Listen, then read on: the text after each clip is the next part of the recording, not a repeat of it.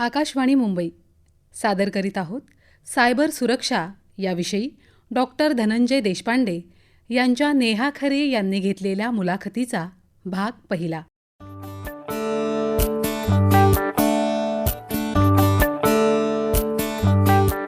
श्रोतेहो, विज्ञान तंत्रज्ञान आपल्या रोजच्या जगण्याचा सहज भाग झालेले आहेत. विज्ञानाने दिलेली उपकरणं, साधनं वापरत आपण वेळ, श्रम आणि पैशाची बचत करतो. परंतु आपण पुरेसे तंत्रसाक्षर नसलो तर वेळ, पैसा, श्रम सगळ्याचा अपव्यय होतो. आपली फसवणूक होते, त्यातून मनस्ताप होतो तो वेगळा. विज्ञान तंत्रज्ञानाचा वापर विघातकरित्या करणाऱ्या मंडळी सायबर फ्रॉड करत असतात. हे गुन्हे कसे टाळायचे, आपला पैसा, प्रतिष्ठा कसं सुरक्षित ठेवायचं, या संदर्भात आपण माहिती घेणार आहोत डॉक्टर धनंजय देशपांडे यांच्याकडून. सर नमस्कार. नमस्कार. डॉक्टर धनंजय देशपांडे यांना ग्लोबल सायबर क्राईम हेल्पलाईन राष्ट्रपती पुरस्काराने सन्मानित करण्यात आलेले. Digital hero of the year या पुरस्काराने त्यांना ग्लोबल युनिव्हर्सिटीतर्फे सन्मानित केले गेले आणि सायबर अवेअरनेस फाउंडेशन महाराष्ट्राचे विभाग प्रमुख म्हणून ते कार्यरत आहेत. सर, आपण सुरुवात यापासूनच करूया की मोबाईल वापरताना किंवा कुठचंही हे तंत्रज्ञान वापरत असताना आपण काय काळजी घेतली पाहिजे, यासाठी टिप्सपासूनच आपण सुरुवात करूया. सायबर स्कॅम मुळामध्ये स्कॅमर जे आहेत, म्हणजे ज्याला मी शब्द साधा दिला आहे कारण ते सोशल मीडियावर बरेच सध्या आणीबाणी आहे शब्दांची. सायबर फ्रॉडस्टर असं म्हटलं की बॅन येतो, तर मी सायबर भामटे हा शब्द शोधून काढला आहे. तर आता आपल्या मुलाखतीमध्ये पण मी जेव्हा जेव्हा भामटा म्हणेल तेव्हा समजून घ्यायचं की ते मी त्यांच्याबद्दल बोलतो. तर मी भामटे लोकांना फार दोष देणार नाही, जेवढा आपल्या लोकांना मी थोडंसं आज सांगू इच्छितो तुमच्या माध्यमातून. ते चुकतात कारण तुम्ही चुका करता. दुनिया झुकती है, झुकानेवाला चाहिए. तर ते झुकानेवाले आलेले आहेत. झालंय असं, ह्याचं सुरुवात माझं ऑब्झर्वेशन तुमच्याच मुद्द्यावर येतो. दुर्दैवाने लॉकडाऊनमध्ये IT सेक्टरच्या बऱ्याच जणांच्या नोकऱ्या गेल्या. अत्यंत टेक्नोसेव्ही पिढी, पण त्यांच्या पगाराच्या हिशोबाने त्यांनी जे काही घरं घेतली, फ्लॅट घेतले होते 1-1 कोटीचे, त्याचे हप्ते भरत होते आणि मिसेसच्या पगारावर घर चालतं आहे. अचानक नोकऱ्या गेल्यावर पैसे उभे कुठून करायचे? काही जणांनी सन्मान्य मार्ग पत्करले, काही जणांनी अक्षरशः फूड केटरिंग, क्लाउड किचन केलं, सर्व्हाइव्ह झाले. पण काही लोक अभी मैं इस दुनिया को सिखा दूंगा मेरी ताकद या व्हिलन मोडवर गेले आणि ते हॅकर झाले. वेगळा मार्ग त्यांनी निवडला आणि त्यांना लक्षात आलं की 3-4 दिवसामध्ये 1 लाख कमवता येत आहेत हॅकिंग करून. आणि ती पिढी मोठ्या प्रमाणावर आली. मीच कितीतरी लोक पकडून दिलेत गव्हर्नमेंटला. तर माझं असं म्हणणं आहे, सिंपल साध्या गोष्टी आहेत की जेणेकरून सगळे नागरिक समाजाच्या हायर अप्परपासून खेड्यातला माणूस सगळे सावध राहतील. त्यांनी फक्त एवढे सांगितलेल्या टिप्स फॉलो करायच्या आहेत. सगळ्यात पहिली टीप आहे, तुमच्या घराला दरवाजा, तुम्ही गवंडी किंवा फ्लॅट ओनर तुम्ही असाल तर तुमचा बिल्डर तुम्हाला लाकडी दरवाजा बसवून देतो. बरोबर. त्याच्यानंतर सुद्धा तुम्ही स्वतःच्या खर्चाने किंवा बिल्डरला एक्स्ट्रा पैसे देऊन सेफ्टी डोअर, बाहेर लोखंडी दरवाजा बसवता. बरोबर. त्याची काय गरज आहे? सुरक्षिततेसाठी अधिक सुरक्षित, डबल सुरक्षा. त्यातून जी सोसायटी असेल त्या सोसायटीला कंपाऊंड बांधून त्याला परत गेट असतं, तिथं वॉचमन असतं, त्याला एक कुलूप असतं. ही तिहेरी सुरक्षा. खरं. बरोबर. आणि ज्यांचा बंगला असतो त्यांना पण सेम. हे आपण मोबाईलमध्ये का करत नाही? जे रिअल आयुष्यामध्ये तुम्ही जे जगता तेच तुम्हाला मोबाईलच्या विश्वात जगायचं. त्याचं कारण कुणी जरी कितीही जरी सांगितलं की, समजा मिसेसनी मिस्टरांबद्दल सांगितलं की माझे मिस्टर खूप सज्जन आहेत, माझे मिस्टर खूप कशात नाहीत, काय नाही, किंवा मिसेसबद्दल व्हाईस वर्सा. फक्त आजच्या काळात मोबाईलला माहिती आहे त्यांचा मालक कसा आहे. त्याच्यामुळं आज तुमचं कॅरेक्टर तुमचं मोबाईल झालेलं आहे. मग त्याला तुम्ही जसं तुमच्या कॅरेक्टरला जपता तसं मोबाईलला जपलं पाहिजे. आणि त्याच्यासाठी फार काही नाही करायचं आहे. तुम्ही रिअल लाईफमध्ये कसं जगता तसंच जगायचं आहे. म्हणजे 2 दरवाजे लावता घराला, मोबाईलला 2 दरवाजे लावायचे. म्हणजे काय तर 2 स्टेप व्हेरिफिकेशन. परत एकदा उच्चार करतो आपल्या श्रोत्यांसाठी. 2 स्टेप व्हेरिफिकेशन म्हणजे 2 दरवाजे बसवणं. जवळचे कोणी टेक्नोसेव्ही असतील त्यांच्याकडनं समजून घ्या, किंवा एखादा टेक्निकल इंजिनियर असेल त्याच्याकडनं समजून घ्या आणि तुमचं जीमेल अकाउंट 2 स्टेप व्हेरीफाईड करा. म्हणजे तुमचं कुठलंही सोशल मीडिया, व्हॉट्सअप असेल, फेसबुक असेल, काही ते सुरू करताना सुरुवातीला तुम्हाला ईमेल ID द्यावा लागलेला आहे. आणि जर मी ईमेल ID तुमचा ईमेल जर मी तुमचा क्रॅक केला, म्हणजे हॅक केला, तर मी तुमच्या सगळ्या सोशल मीडियामध्ये घुसू शकतो. मला वेगळं काहीच करायची गरज नाही आहे. अगदी बरोबर. तर म्हणून तुम्ही ईमेल हॅक होऊ नये ह्याच्यासाठी 2 स्टेप व्हेरिफिकेशन बाय डिफॉल्ट फ्रीमध्ये आहे. जीमेलला, हॉटमेलला, सगळीकडं पण आजकाल प्रत्येकाच्याच मोबाईलमध्ये ईमेल आपला असतोच तिथे. असतो. मग तुमचा ईमेल तुमचा प्रोटेक्टेड आहे का? नाही आहे. नाही, तो लगेच ओपन होतो. तर आता मुळामध्ये काळजी घेण्याची गरज आहे. 2 स्टेप व्हेरिफिकेशन करून घ्या. म्हणजे जर दुसरा कोणी भामटा तुमचा ईमेल हॅक करायला बघितलं तर त्याचं तुम्हाला नोटिफिकेशन तुमच्या मोबाईलवर येतं की अमुक एक ठिकाणावरून. आता फॉर एक्झाम्पल मी पुण्यात असतो आणि मुंबईतल्या एखाद्या हॅकरने माझं ईमेल हॅक केलं तर मला नोटिफिकेशन पुण्यात बसून येतं की डिव्हाइस वेगळं वापरतायत. हां, हे इथून लॉग इन झालंय ते तुम्हीच आहात का? मग मी नो म्हटलं की त्या हॅकरला ॲक्सेस मिळत नाही आणि तुम्ही सेफ राहता. दुसरं, व्हॉट्सअप, फेसबुक, सोशल मीडिया सगळीकडं आता डबल लॉक करण्याची सुविधा ॲक्टिवेट आहे. आपण करत नाही. फॉर एक्झाम्पल व्हॉट्सअप सगळेजण वापरता. आता व्हॉट्सअपला सुद्धा जानेवारीपासून नवीन ही फॅसिलिटी आलेली आहे बाय डिफॉल्ट. तुम्ही फक्त अपडेट करा आणि डबल सिक्युरिटी म्हणा. तुम्ही लॉग इन होताना आजकाल तुम्ही लॉग आउट होतच नाही. रोज रात्री तुम्ही झोपताना दार बंद करता की नाही घराचं? व्हॉट्सअपचं दार बंद का नाही करत? सकाळी झाडून झोडून झाल्यावर मग दरवाजा उघडा करता घराचा. तो सुद्धा लाकडी, लोखंडी नाही. तसंच व्हॉट्सअपचं करा. हे केल्याने तुम्ही जास्तीत जास्त सेफ राहाल. महत्वाचं त्याच्यातलं जे डबल सिक्युरिटी म्हणून ती करून घ्या. आणि ते टाकल्यानंतर रॅन्डमली 2-4 दिवसांनी कधी पण व्हॉट्सअप तर्फे विचारलं जातं तुमचा पासवर्ड. अच्छा. त्या काळात जर हॅकरने तुमचा व्हॉट्सअप हॅक करायचा प्रयत्न केला तर त्याला रोखलं जातं. आणि मग मी माझा पासवर्ड अधिकृतपणे जोपर्यंत टाकत नाही तोपर्यंत लॉग इन दुसरं कोणी होऊ शकत नाही. Same with Facebook. असे काही मी बघितलेले आहेत लोक की आता आम्हाला पासवर्डच आठवत नाही, इतकं जुनं आहे. आणि अशा लोकांचे फेसबुक हॅक केले जातात. कारण कुठला पासवर्ड बदललेला नाही आहे ते शोधून काढण्याचे इतके सोपे ॲप आलेले आहेत हॅकरकडं. आणि त्यांना पकडण्यासाठी आमच्याकडेही. म्हणजे जसं जुनी बंद घरं शहरातली हमखास तिथं चोरी होते. 4-5 दिवस घर बंद असेल तर तसंच पासवर्ड नसेल तर तुमचं अकाउंट चोरी होणार आणि तुमच्या नावाने लोकांना मेसेज पाठवले जाणार. परवा दिवशीची केस आहे. एका पोलीस अधिकाऱ्याच्या नावाने दुसऱ्या पोलीस अधिकाऱ्याला मेसेज गेलाय आणि त्यांनी 70,000 रुपये दिलेले आहेत. माझे साहेब मागतायत, मी कसं नाही द्यायचं? पण खात्री करून घ्या. साहेबांना खरंच हवेत का? फोन करा, तुमच्याकडे फोन आहे. बरोबर. मग आता मला सांगा याच्यात हॅकरची कुठं चूक आहे? तुम्ही जागेवर राहत नाही. जसं मी उदाहरण देतो नेहमी महिलांसाठी विशेषतः की तुम्ही घरामध्ये फ्रीज आहे सगळ्यांच्या. फ्रीजमधनं कुठलीही गोष्ट काढता, दूध घेणं आहे, भाजीपाला काढणं आहे, काढून झाल्यावर तुम्ही फ्रीजचा दरवाजा बंद करता. मोबाईलमधला डेटा म्हणजे नेट काम झाल्यावर बंद का नाही करत? जेव्हा तुम्ही ऑनलाईन जाताय, व्हॉट्सअपला बघायचं आहे, सोशलवर फेसबुकला जायचं आहे, काही XYZ किंवा इन्स्टाला जायचं आहे, यूट्यूबला जायचं आहे, तेवढ्या वेळापुरतं नेट ऑन करा. बाकी वेळ बंद ठेवा. तुमचा 70% धोका थांबतो. अच्छा. आत्ता सुद्धा मी तुम्हाला आत्ता मुलाखतीला बसलोय, माझे फोन किती आहेत तुम्ही बघितलेले आहेत. प्रत्येक फोनमधलं माझं नेट बंद आहे आत्ता. कारण पुढचं 1-1.5 तास मला मोबाईलमध्ये बघायचंच नाही आहे. मग माझं नेट का चालू आहे? नेट चालू असणं म्हणजे तुमच्या घराचा दरवाजा उघडा असणं. हॅकर लोकांना व्हायरस आत सोडायला संधी. म्हणून सोपं काम करा. काम नसेल नेट बंद ठेवा. म्हणजे एक मोबाईल हॅक केला की सगळ्या गोष्टींना आपण द्वार त्यांना खुलं करून देतो. करेक्ट. शिवाय मी सांगतो दुसरं एक, आता आजकाल कोणी एवढं गरीब नाही राहिलेलं. तुम्ही 70-80 हजारचा फोन घेता पण त्याच्यामध्ये साधारण वर्षाला 200 रुपये वर्गणीचं अँटीव्हायरस आपण टाकत नाही. म्हणजे लॅपटॉपला घालतो की लॅपटॉपला बाय डिफॉल्ट येतच. पण आपण मोबाईलमध्ये घालत नाही कारण कंपन्या देत नाहीत.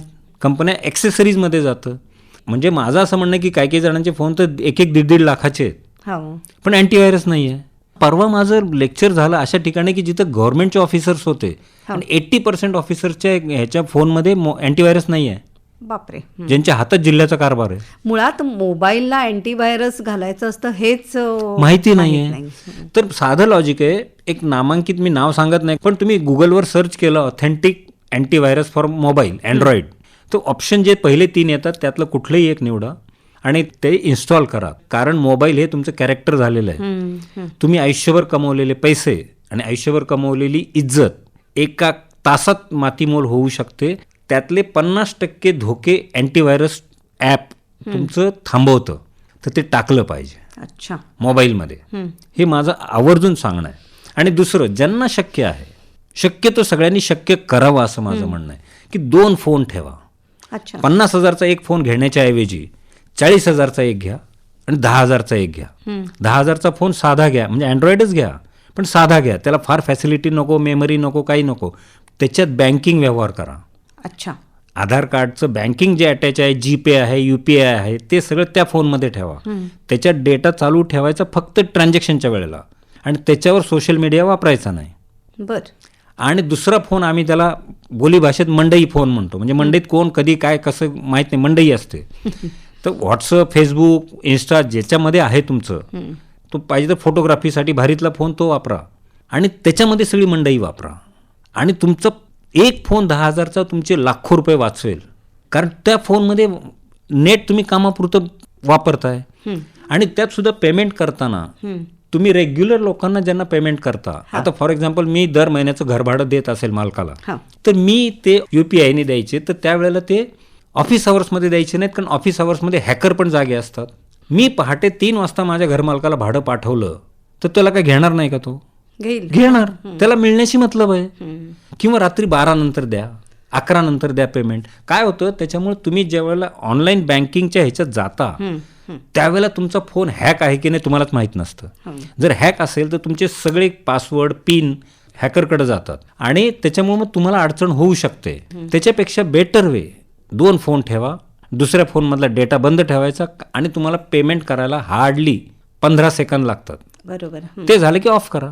आता मला सांगा की समजा आपल्या मोबाईलमध्ये आता तुम्ही म्हणताय त्याप्रमाणे बँकेचं सुद्धा अकाउंट त्याच्यामध्येच आहे, UPI, आणि शिवाय फेसबुक वगैरे इतर सोशल मीडिया आहे, तर आता ते वेगळं करणं शक्य आहे का? दुसऱ्या फोनवर घेणं करता येतं. काय होतं, काही वेळेला आपला मोबाईल आपला जुना झाला, बंद पडला, हँग झाला म्हणून आपण बदलतो. त्यावेळेला जसं जुन्या घरातून, परत साधं उदाहरण सांगतो, जुन्या घरातून नवीन घरात जाताना किती भारीची कंपनी तुम्ही निवडली तरी काही सामानाचं मिसिंग होतं. मोबाईलमध्ये जुन्यातनं नवीनमध्ये जाताना पण हे होतं, ते तुम्ही ॲक्सेप्ट करता. मग तेच ह्याच्यात पण करा. म्हणजे आधीच्या इन्स्ट्रुमेंटमधनं आपण त्याच्यातलं बँकिंगचं काढून घ्यायचं, बँकेमध्ये जायचं, फिजिकली अर्ज द्यायचा की माझा हा आधार कार्डचा लिंक असलेला नंबर मला बदलायचा आहे, आणि ह्या नंबरला मला हे अकाउंट आता क्लिअर करून द्या, जोडून द्या.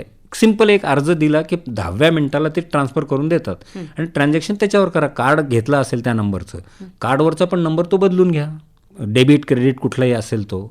आणि मंडई फोनमध्ये तुमचं फायनान्शियल काहीच ठेवू नका. व्हॉट्सअप चॅटिंगमध्ये पण तुम्ही तुमच्या अकाउंटंट बरोबर, तुमच्या CA बरोबर काही बोलत असाल, काही कोटेशन देवाणघेवाण, आजकाल लोक व्हॉट्सअपला कोटेशन पाठवतात. सगळ्यात भीषण सांगतो, जे कोणालाच माहीत नाही आहे, प्रायव्हसी नावाची गोष्ट आता राहिलेली नाही. तुम्हाला ईमेल सुरक्षित वाटतोय, ईमेलवर तुम्ही मला कोटेशन पाठवलंय. आता जे कोणी ईमेल वापरतायत त्यांना लक्षात येईल मी काय सांगतोय ते. मागच्या ऑगस्टपासनं त्यांनी नवीन पॉलिसी सुरू केली आहे, त्याला तुम्हाला युजर फ्रेंडली केलंय. तुम्ही मला कोटेशन मागवलं आणि मी कोटेशन भरून दिलं, तर मी तुमचं मला आल्या आल्या माझ्या तिथं वरती 5 रेडी टेम्पलेट उत्तरं मिळतात. अच्छा.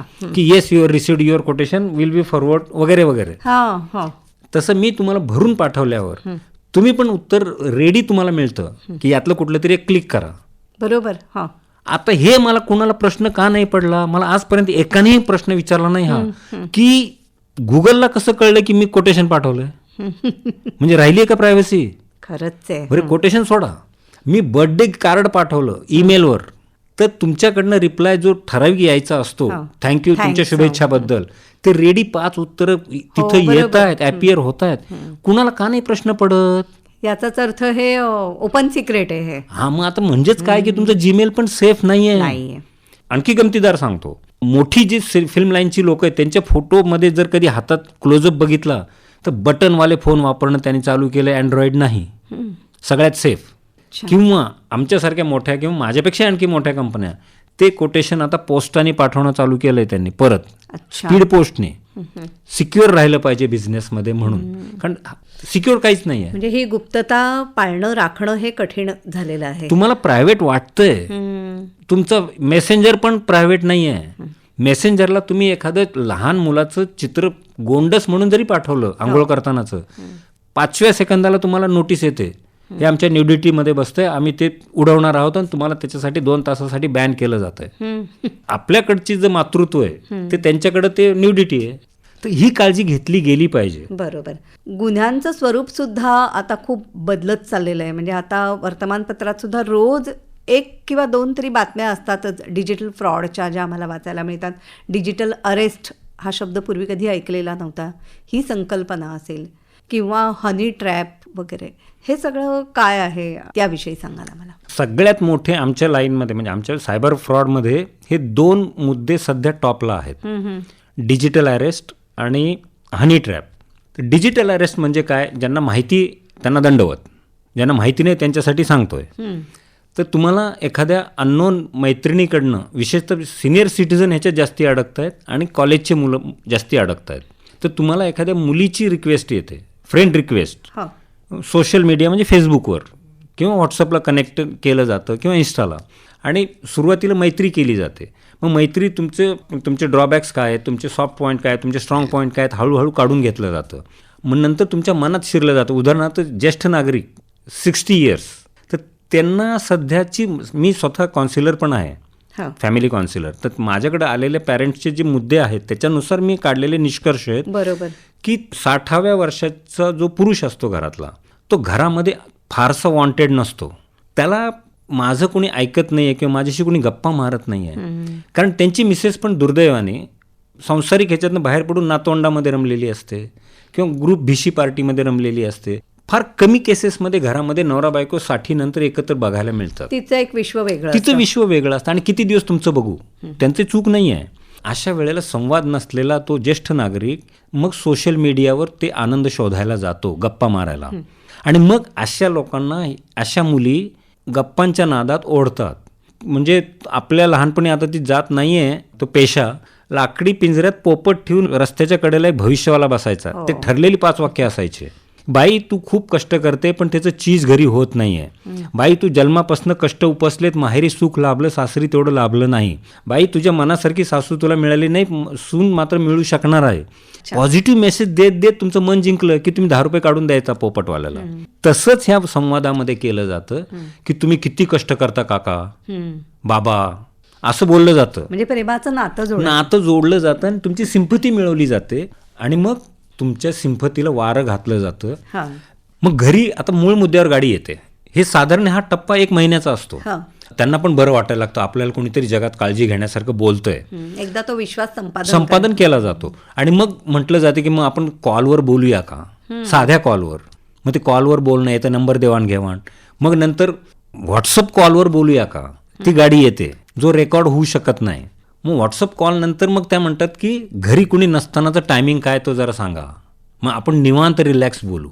आणि मग तो सांगून टाकतो की हां, बायको देवळात जाते सकाळी, मुलगा आणि सून कामावर जातात आणि नातू शाळेत जातो, 11 वाजता मी फ्री असतो.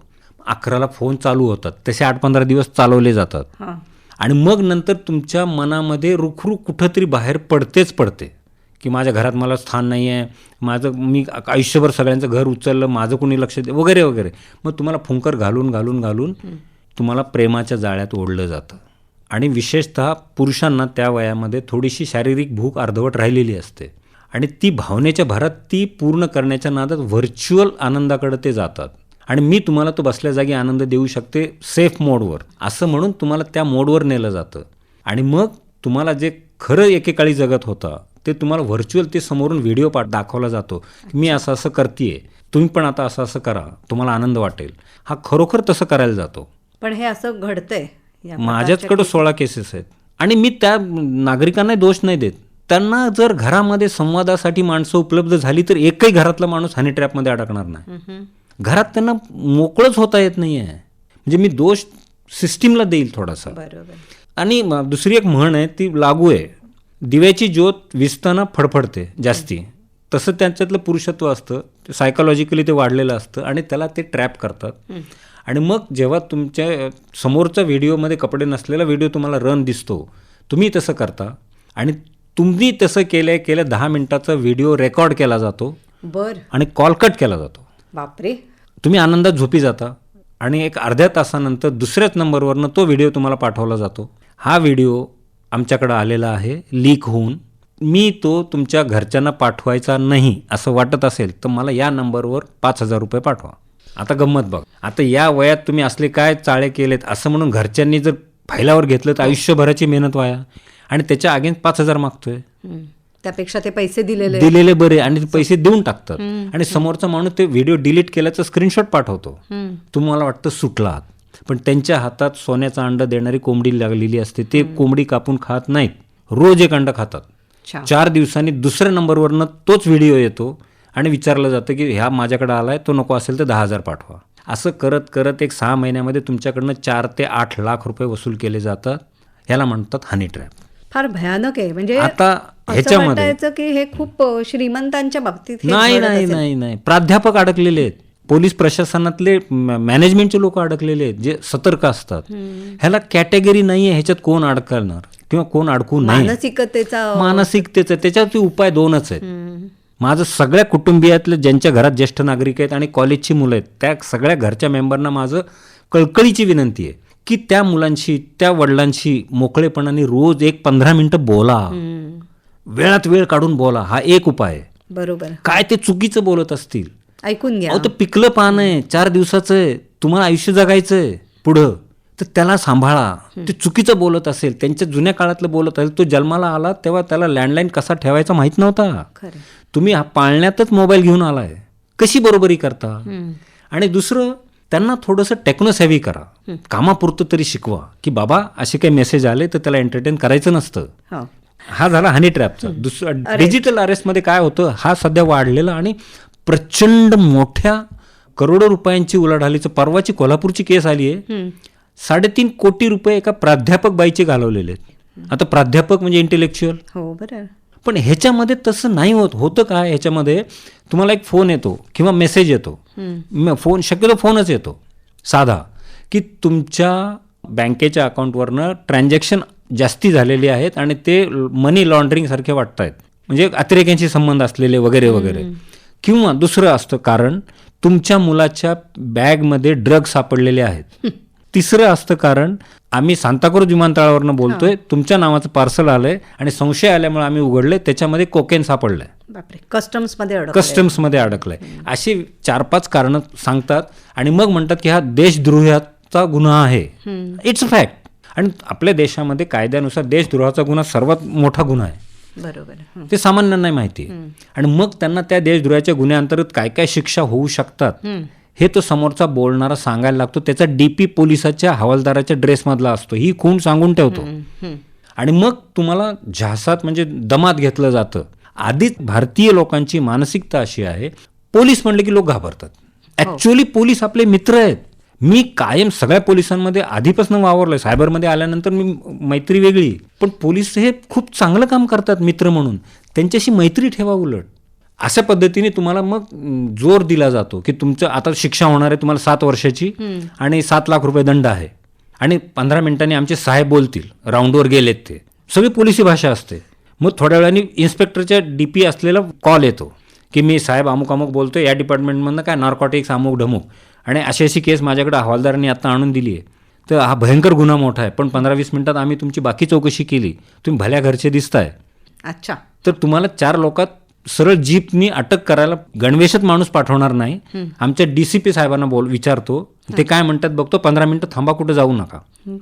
आणि मग नंतर 15 मिनिटांनी DCPच्या वेशातला, वरच्या अधिकाऱ्याच्या वेशातला माणूस बोलतो तुम्हाला, व्हिडिओ कॉलवर नाही, साध्या कॉलवर, की तुम्ही भल्या घरचे दिसताय, खात्री करून घेतलीये, मी गाडी काही पाठवत नाही पकडायला तुम्हाला, 4 लोक तुमची आबरू जाईल सोसायटीत, तर तुम्हाला घरच्या घरी तुम्हाला आम्ही अरेस्ट केलंय 48 तासासाठी, तुम्ही जिथं आहात तिथून हालायचं नाही.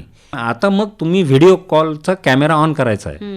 व्हॉट्सअपच्या ऑडिओ कॉलवरनं हा सुरू होतो आणि मग तुम्हाला सांगितलं जातं की व्हिडिओ ट्रान्सफर करा, मोडवर जा. मग तुम्ही जाता आणि मग तुम्हाला सांगितलं जातं की तुमच्या मोबाईलच्या फ्रेममध्ये मागणं जाताना कुणी फॅमिली मेंबर दिसला नाही पाहिजे, नाही तर त्याला आम्ही सह आरोपी करू तुम्हाला मदत केलेली म्हणून. म्हणजे मग तुम्ही घरातल्यांना सांगणार नाही? घरातलं नाही सांगणार नाही. आणि दार बंद करायचं आणि येऊन बसायचं. दर 1 तासाने आमची चौकशी चालू होईल तुमची. आणि मग अशी चौकशी चालू केली जाते आणि तुम्हाला इतक्या वाईट भाषेमध्ये बोललं जातं की सामान्य माणसाला ती भाषा नवीन असते, तो घाबरतो. लोक म्हणतात एवढं कसं वेडेपणा करतात, शिकलेले लोक कसे अडकतात. तो क्षण असा असतो, मी बघितलेलं आहे लोकांचं, भेदरून जातात, कारण सामान्य पापभिरू माणूस असतो आधीच पोलीस. आणि मग तो व्हिडिओ कॉलवर नंतर सीन येतो, केला काय जातो सीन, जसं नाटकाचं नेपथ्य बघता तुम्ही तसं एखाद्या फ्लॅटमध्ये पोलीस स्टेशनचा सीन क्रिएट केला जातो, मागे सत्यमेव जयते वगैरे सगळं असतं.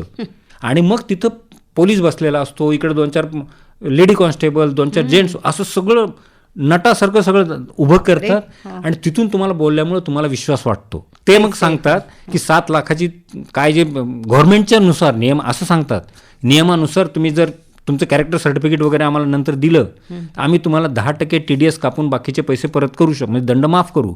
तुम्ही आत्ता 70,000 भरा 7 लाखाचे. तुम्हाला वाटतं की चला 70वर भागतंय, देऊन टाकलं जातं. आणि थोड्या वेळाने परत फोन येतो, तेव्हा तुमच्या फोनवर दिसतो कोर्ट सीन. जज बसलेला आहे पाठीमागं, इकडं सगळं आहे, तराजू न्यायदेवता आहे, इकडं साक्षीदार, इकडं आरोपीचे सगळं चालू आहे. हे म्हणजे नाट्यगृह अक्षरशः करतात असं. आणि मग तुमच्या वतीनं एक वकील तिथे तुमची केस मांडतोय आणि सरकारी वकील म्हणून एक दुसरा माणूस आहे तो केस मांडतोय. हे सगळेच भामटे आहेत, गँग. पण तुमच्या मनावर ठसवण्यासाठी हे करतात की आता तुमची सुनावणी चालू झाली, 24 तासाच्या आत आरोपीला अटक केल्यानंतर कोर्टात हजर करावं लागतं. तुम्ही डिजिटलमध्ये अरेस्ट आहात, तर आता आम्ही डिजिटली तुमच्यावरती खटला चालू करतोय, सुनावणी असं म्हणून त्याच्यामध्ये सुनावणी केली जाते. सगळे बनावट डायलॉग असतात आणि तुम्हाला त्याच्यात दोषी ठरवलं जातं आणि 7 लाखाचा दंड 14 लाखावर नेला जातो. परत तुम्ही पैसे ट्रान्सफर करा. आणि हे सगळं धाक दडपशा चालू असतं.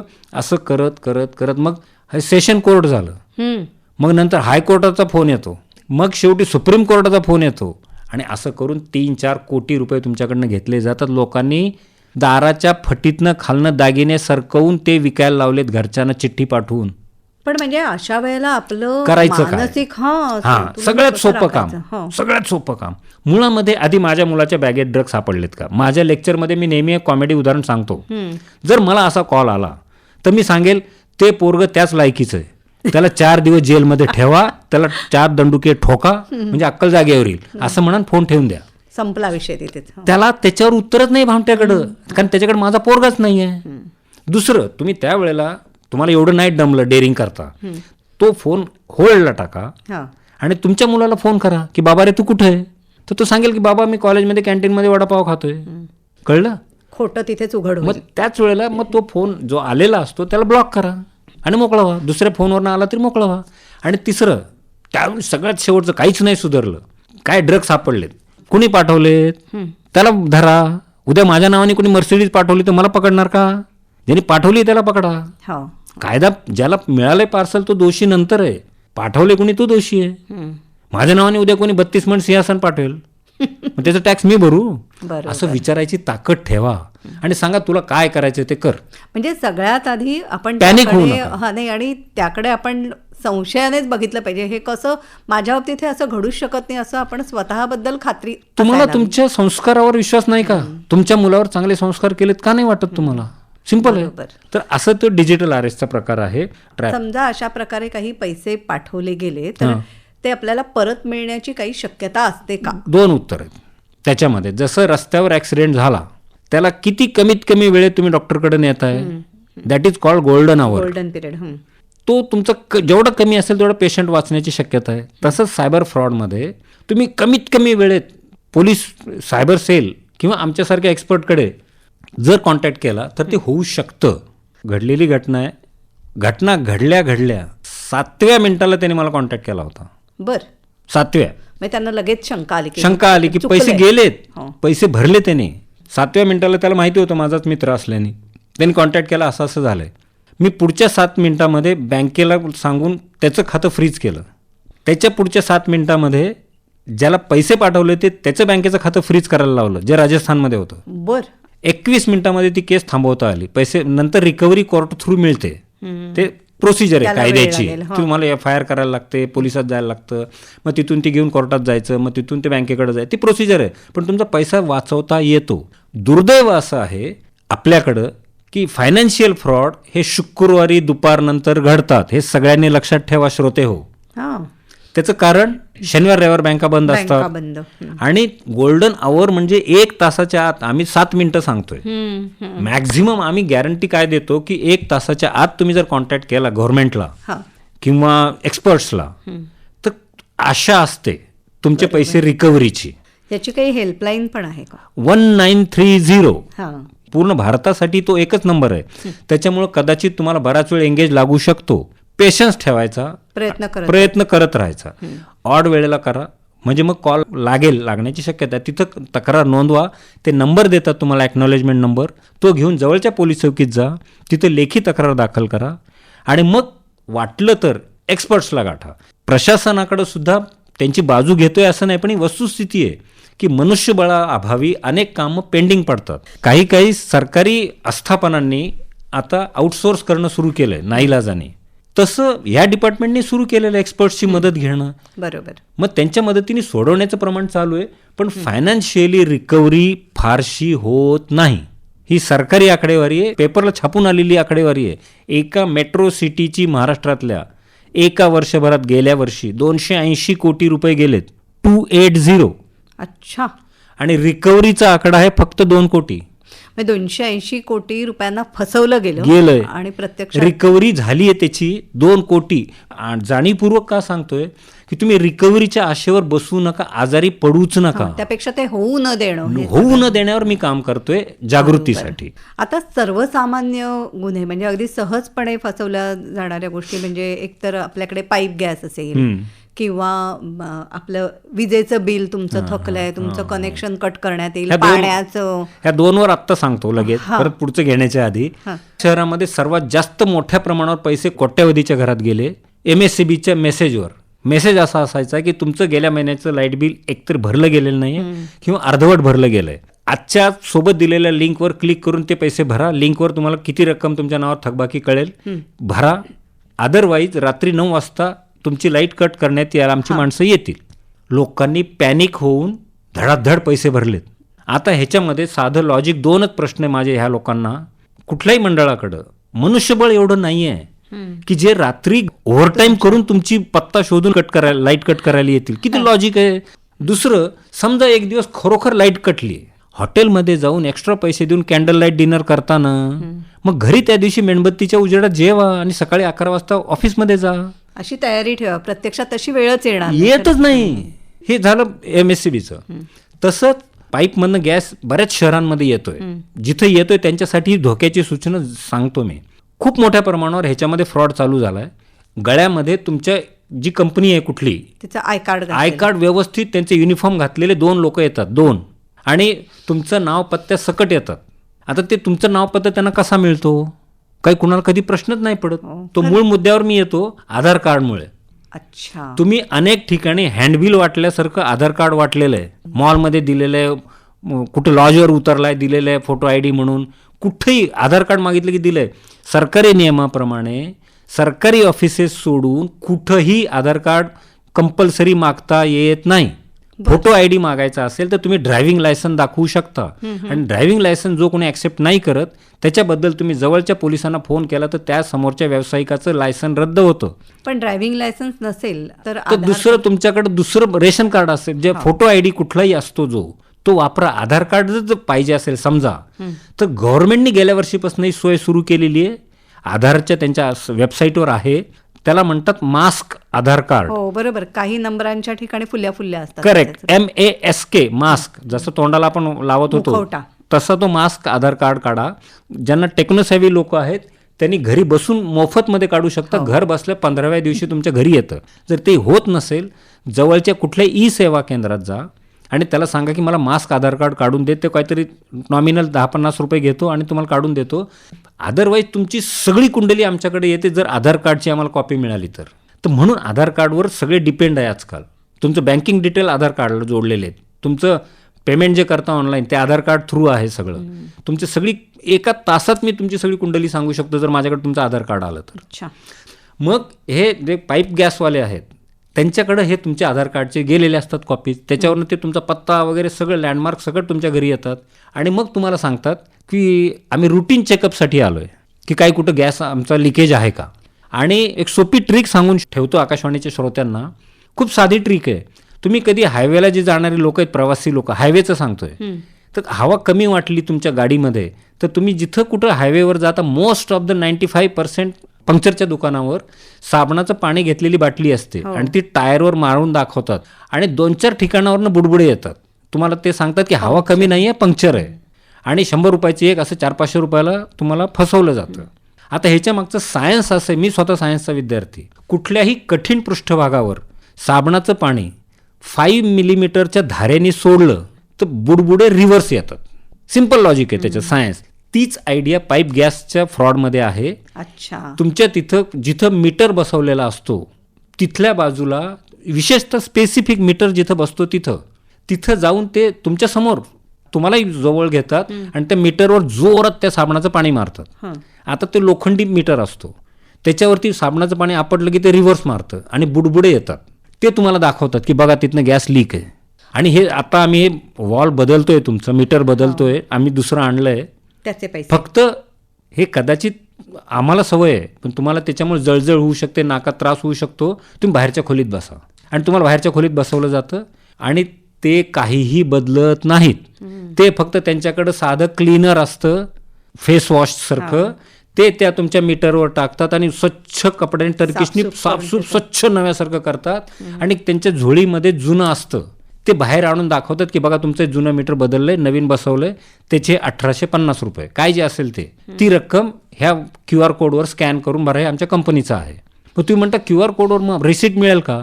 तर ते म्हणतात की आम्ही मेंटेनन्स डिपार्टमेंटचे आहोत, अकाउंटकडनं तुम्हाला पावती मिळेल इकडचं तुमचे पैसे गेल्यामुळे. आणि तुम्ही विचार करता 1800 रुपये तर आहेत आणि जीव वाचलाय आपला. गॅसचं लिकेज झालं तर केवढं झालं. आणि ते मुळात सगळ्या फ्रॉड लोकांना फायदा हे होतो, तुम्हाला जेवढी भीती दाखवली तेवढे तुम्ही पॅनिक होता आणि अडकता. किंवा दुसरं एक माझी ती फ्रेज आहे, जिस शहर में लालच बसता है उस शहर के ठग कभी भूके नाही मरते. मोह माया जेवढी तुम्हाला वाढेल पैशाची, तिथं लुटणारे लोक उपाशी राहत नाहीत.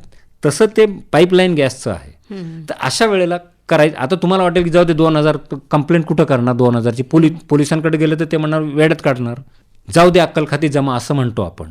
पण त्यांनी असे तुमच्यासारखे दिवसभरात फक्त 100 घरं केली. किती झाले म्हणजे? किती झाले? हो ना. 2 लाख रुपये दिवसाला. महिन्याला IT चा पगार नाही एक तेवढा. ते दिवसभरात कमवून मोकळे होतात.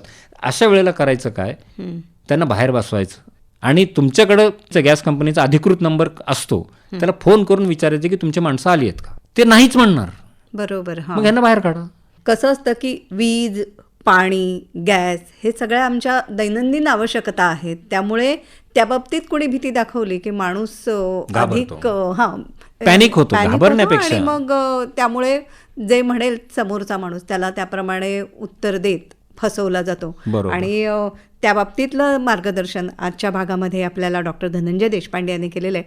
पण फ्रॉडचे, या सायबर गुन्ह्याचे आणखी काही प्रकार आहेत, बरेच आहेत. त्यातल्या आणखी काही प्रकारांविषयी आपण पुढच्या भागात त्यांच्याकडून जाणून घेऊया. आज इथेच थांबूया. नमस्कार. धन्यवाद.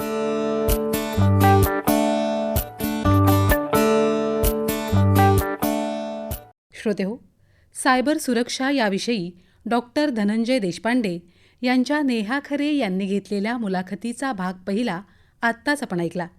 निर्मिती सहाय्य केलं होतं सुहिता मराठे हिने आणि सादरकर्त्या नेहा खरे. ही आकाशवाणी मुंबई केंद्राची निर्मिती होती.